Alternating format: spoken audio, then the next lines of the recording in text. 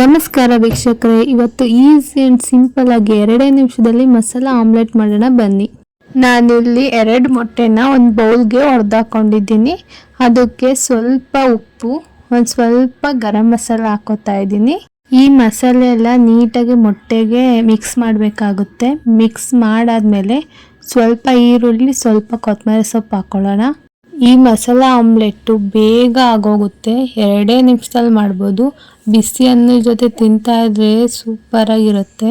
ಈ ಕಡೆ ಗ್ಯಾಸ್ ಮೇಲೆ ಬಾಣಲಿ ಇಟ್ಕೊಂಡು ಒಂದೇ ಒಂದು ಸ್ಪೂನ್ ಎಣ್ಣೆ, ಒಂದು ಚಿಟಕಿ ಜೀರಿಗೆ, ಒಂದು ಸ್ಪೂನು ಕಸೂರಿ ಮೇಥಿ ಹಾಕೋತಾ ಇದ್ದೀನಿ. ಹಾಗೆ ಒಂದೆರಡು ಎಲ್ಕು ಬೆಳ್ಳುಳ್ಳಿ ಹಚ್ಬಿಟ್ಟು ಹಾಕೋತಾ ಇದ್ದೀನಿ.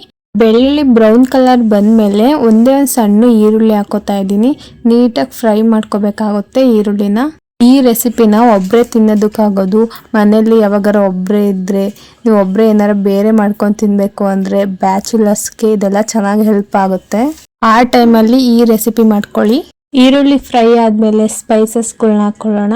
ಖಾರದ ಪುಡಿ, ಧನಿಯಾ ಪುಡಿ, ಗರಂ ಮಸಾಲ 1 ಸ್ಪೂನ್ ಹಾಕೋತಾ ಇದ್ದೀನಿ.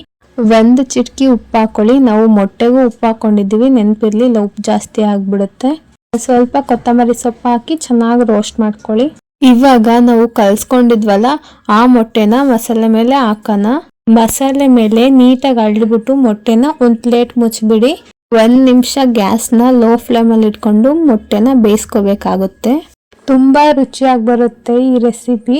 ನೀವು ಒಬ್ಬರೇ ಇದ್ದಾಗ ಏನು ಅಡುಗೆ ಮಾಡೋದು ಅಂತೆಲ್ಲ ತಲೆ ಕೆಡಿಸ್ಕೊಳ್ಳೋ ಬದಲು ಈ ಥರ ಮಾಡ್ಕೊಂಡು ತಿನ್ನಿ, ತುಂಬ ರುಚಿಯಾಗಿ ಬರುತ್ತೆ. ಇವಾಗ ಆಮ್ಲೆಟ್ನ ಚೆನ್ನಾಗಿ ಎಬ್ಕೊಳ್ಳೋಣ. ಮೇಲೆಲ್ಲ ಸ್ವಲ್ಪ ಹಸಿ ಇರುತ್ತೆ, ಅದನ್ನ ಸ್ಪೂನಲ್ಲೇ ತಕ್ಕೊಂಡು ಬೇಯಿಸ್ಕೋಬೇಕಾಗುತ್ತೆ ಲಾಸ್ಟಿಗೆ. ನಾವು ನೋಡಿ, ಇಷ್ಟೇ ರೆಡಿನೇ ಆಗೋಯ್ತು. ನಿಮ್ಗೆ ಎಷ್ಟು ಬೇಕೋ ಅಷ್ಟು ಅನ್ನನ ತಟ್ಟೆಗೆ ಹಾಕೋಬಿಟ್ಟು ಅದ್ರ ಮೇಲೆ ಆಮ್ಲೆಟ್ ದಬ್ಬಾಕೋಬಿಡಿ. ಹಾಗೆ ಸೈಡಿಂದ ಕಲ್ಸ್ಕೊತೀನಿ. ಈ ವಿಡಿಯೋ ಇಷ್ಟ ಆದರೆ ಲೈಕ್ ಮಾಡಿ, ಶೇರ್ ಮಾಡಿ, ನನ್ನ ಚಾನಲ್ನ ಸಬ್ಸ್ಕ್ರೈಬ್ ಮಾಡ್ಕೊಳ್ಳಿ. ನಿಮ್ಗೆ ಯಾವ ರೆಸಿಪಿ ಬೇಕು ಅಂತ ನನಗೆ ಕಮೆಂಟ್ ಮಾಡಿ. Thank you.